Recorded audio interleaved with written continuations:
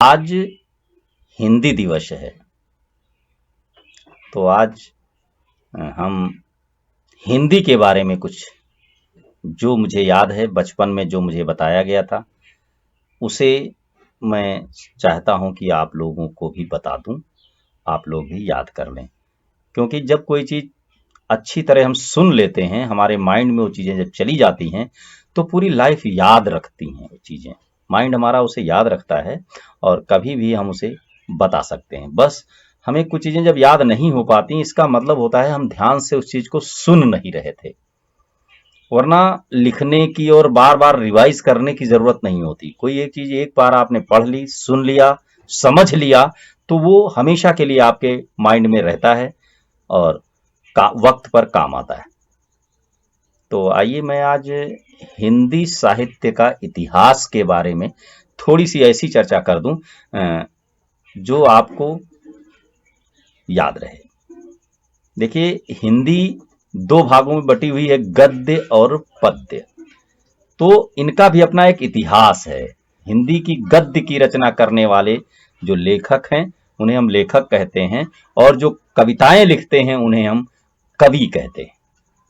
तो कवियों के बारे में, जो कवि का इतिहास है, जो हिंदी साहित्य में गद्य साहित्य का ना होकर के पद्य साहित्य का जो इतिहास है, जो पद्य लिखना शुरू किए गए, जो दोहा, छंद, चौपाई, सोरठा, इस तरीके की जो रचनाएं की गई, तो जब कोई कुछ कहता है या जब कोई कुछ लिखता है तो या तो वो अपने मन की बात को लिखता है या समाज के आसपास के माहौल को लेकर के वो अपनी बात को लिखता है।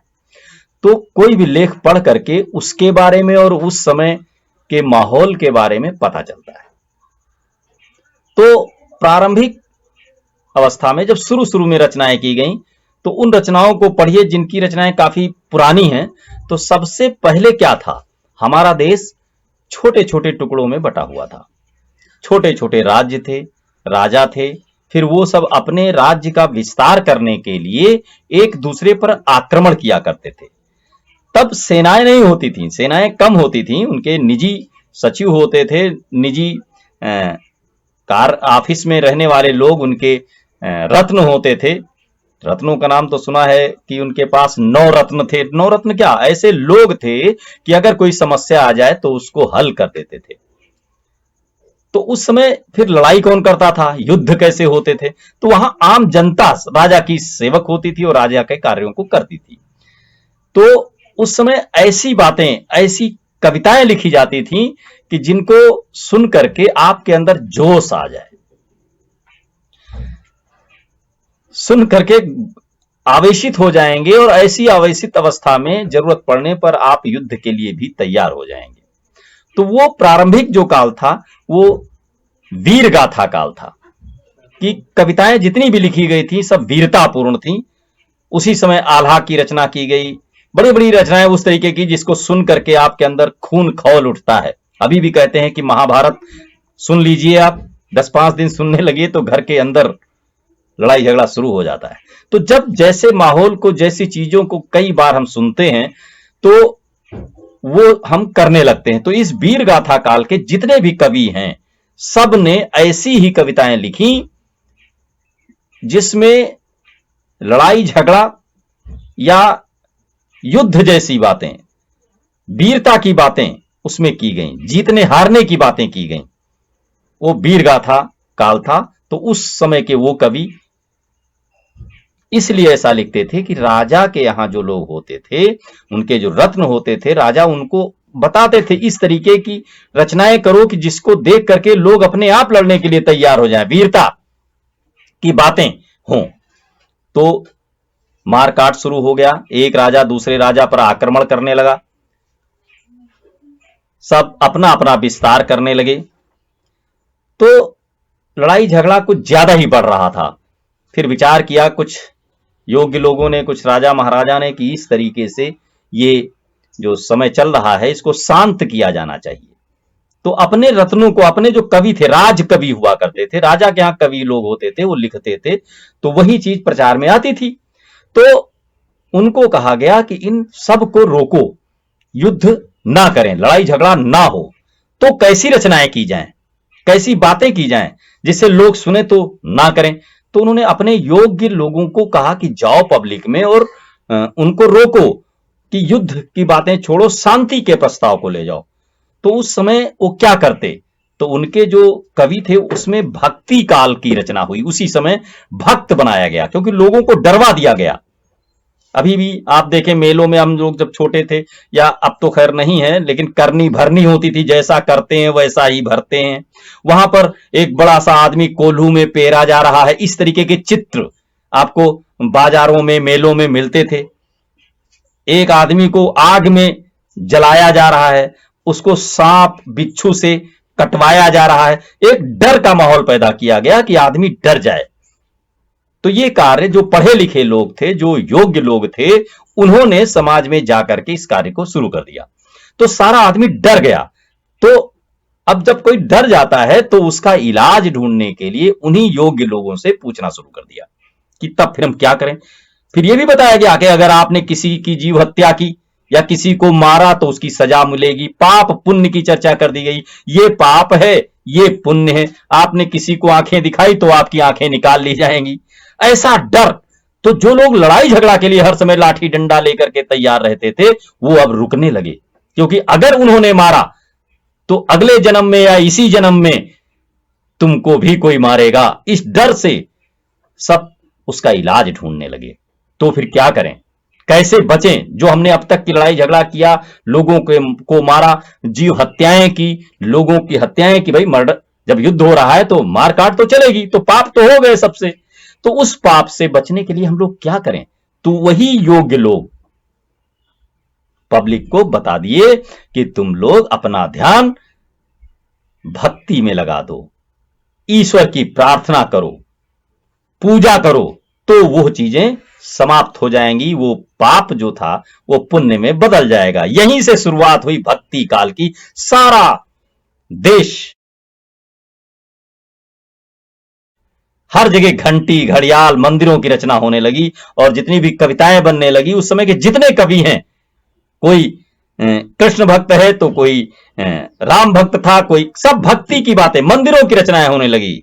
अयोध्या वगैरह में तो कोई घर ही नहीं रहा, सारे घरों को मंदिरों में तब्दील कर दिया गया। हर व्यक्ति घर घर में उसकी ईश्वर की प्रार्थना होने लगी, ईश्वर की पूजा होने लगी और हर घर के कोने में मंदिर की स्थापना हुई। ये आपका कौन सा युग चालू हुआ? भक्ति काल। पहले वीर गाथा काल था, जब लड़ाई झगड़ा हो रही थी, लोग लगातार पाप करते जा रहे थे।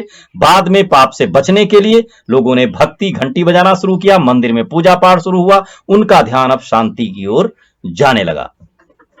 उसी बीच में जहां पर पूजा के लिए पूरे गांव से लोग, पूरे हर घर का एक व्यक्ति, गांव में मंदिर होता है, आरती होती है, वहां जाकर के भीड़ लगाते हैं और जहां पर लोग आना जाना शुरू हुआ, वहीं से दूसरे काल की रचना होती है। क्योंकि जहां पर मिलते हैं लोग तो एक दूसरे से संपर्क बढ़ता है, एक दूसरे के प्रति आकर्षण होता है, कोई किसी को अच्छा लगने लगता है। फिर मंदिरों में, उसी मंदिरों में लोग मिलने मिलाने की बातें करने लगे। कहीं कुछ करना है तो वादा करते थे कि चलो मंदिर में मिलते हैं, आरती के समय हम वहां मिलेंगे। कृष्ण भगवान ने जब रुक्मणी का हरण किया तो कहां से किया? मंदिर से किया। मंदिर में गए वो पूजा करने, तो वहीं से उनका हरण किया गया। तो यहां से फिर एक प्रीति काल की, रीति काल की रचना हो गई। मतलब श्रृंगार रस, कि हर व्यक्ति एक दूसरे को मिलने के लिए, मिलाने के लिए, शादी विवाह के कार्यक्रमों के लिए वो स्थल देखने के लिए, सुनने के लिए निश्चित कर लेने लगे लोग मंदिरों को। तो ये पूजा से ही शुरू हुआ है ना। कविता है नहीं, मैं मंदिर जाने के बहाने मिलने आई, है नहीं, कोई कविता है ऐसी, गाना है। तो इस तरीके से मंदिरों के बहाने से लोग एक दूसरे से मिलने लगे। वहां से फिर रीति काल, लोगों में प्रेम का हुआ। तो उस समय जितने कवियों ने लिखा सब प्रेम रस उसमें था और रीति काल की रचना हुई। ये तीन काल बहुत महत्वपूर्ण हैं, वीर गाथा काल, भक्ति काल और फिर रीति काल। ये तीन काल हुए। उसके बाद ये आगे बढ़ा आधुनिक काल आजकल चल रहा है। आधुनिक में कोई खास परिभाषा अभी तक नहीं बन पाई कि आधुनिक में न कविताएं ढंग की हैं, ऐसे ही गद्य की तरह पढ़ते जाइए, न लगता है वो पद्य है, न लगता है वो गद्य, एक रचना है, न तुक लय धुन एक अलग सी बनने लगी, मॉडर्न हो गया वो, आधुनिक काल बन गया। तो इसमें कोई एक पूरे कवियों की एक जैसी बातें नहीं थी, जबकि वीर गाथा काल में जितने भी कवि थे सबका भाव एक जैसा था। सबकी कविताओं में भक्त उसकी वीर गाथा की ही चर्चा की गई थी। आल्हा की रचना हुई है ना, कि ऐसी ऐसी बातें कह देते थे बहुत ज्यादा बढ़ा चढ़ा करके कि आदमी आवेशित होता था। फिर पूजा पाठ होने लगा, फिर प्रेम मोहब्बत होने लगी, और फिर आधुनिक काल की रचना हुई। तो इस तरीके से 4 कालों में हिंदी के पद्य साहित्य को बांट दिया गया।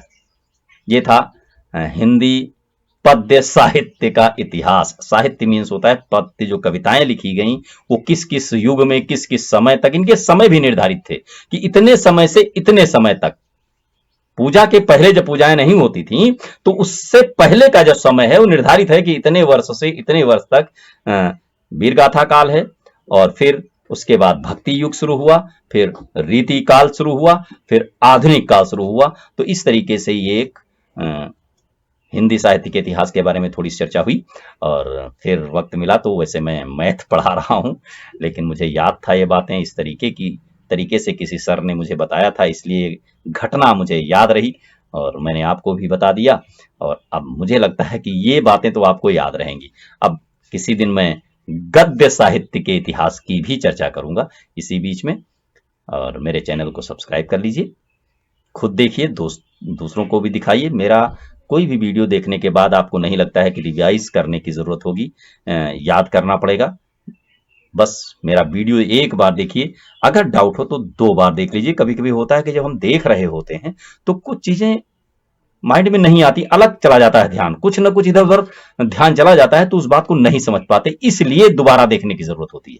क्योंकि अगर ध्यान से एक बार भी देख लें कोई चीज तो मुझे नहीं लगता है कि उसको रिवाइज करने की जरूरत है। धन्यवाद।